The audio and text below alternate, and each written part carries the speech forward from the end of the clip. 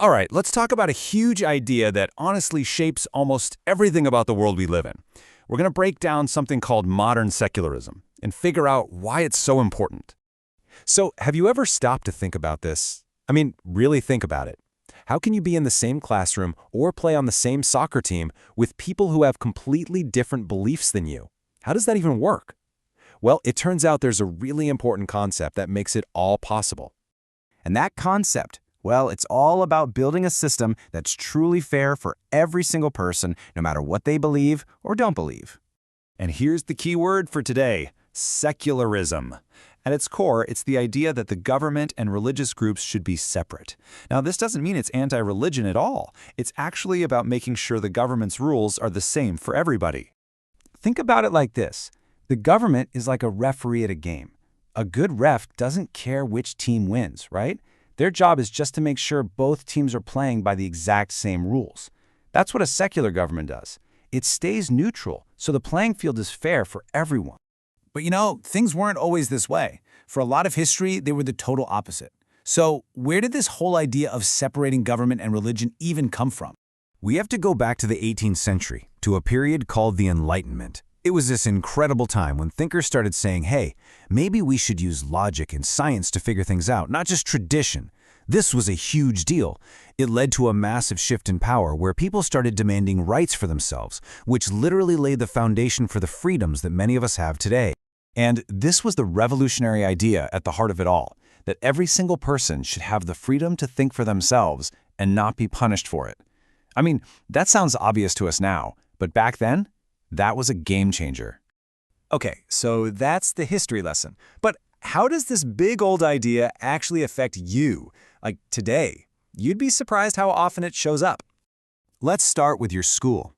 Ever wonder why your science class is about experiments and evidence, or why history is based on historical sources? That's secularism in action. The goal is to give everyone a shared understanding of the world based on objective facts. And what about the laws we all live by? Well, in a secular system, our laws are created by people we elect, not by religious leaders. And those laws have to have a clear public purpose, something that helps everyone, like, traffic lights. They're just there to keep us all safe. And that phone you're probably holding? The technology inside it exists because scientists are free to use the scientific method, testing ideas with evidence, no matter where it leads. Secularism creates the space for that kind of discovery, which gives us everything from new medicines to the internet. And think about the future. When you go to get a job, the whole idea is that you'll be judged on your skills and how well you do the work, not on your personal beliefs. That keeps things fair and makes sure people from all different backgrounds can succeed together. Okay, now for a part that might sound a little backward at first, but it's actually one of the most powerful things about secularism. So look at this comparison. It's pretty stark, right? When the government and religion are tied together, one group can easily get favored over others. But when you separate them, the government's job shifts. Its new job is to protect everyone's right to believe whatever they want. And that includes the right to not believe, too. And that protection is 100%. Secularism says what you believe in your heart and in your mind is your business, and your business alone.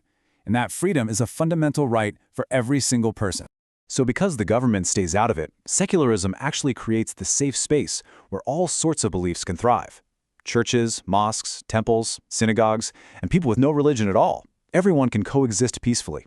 In a system like this, our differences become a strength, not a weakness. But this definitely doesn't mean we've got it all figured out.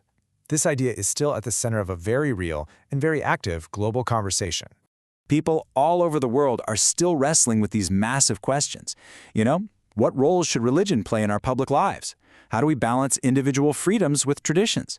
Some people worry that secularism could cause us to lose important values, while others see it as the only way forward for a peaceful world.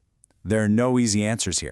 But here's the thing. Having these debates isn't a bad sign. It's actually a sign of a healthy society. It means we're in a place where people are free enough to disagree and openly talk about the best way to live together. That's a good thing. So, that kind of leaves us with one final big question to think about.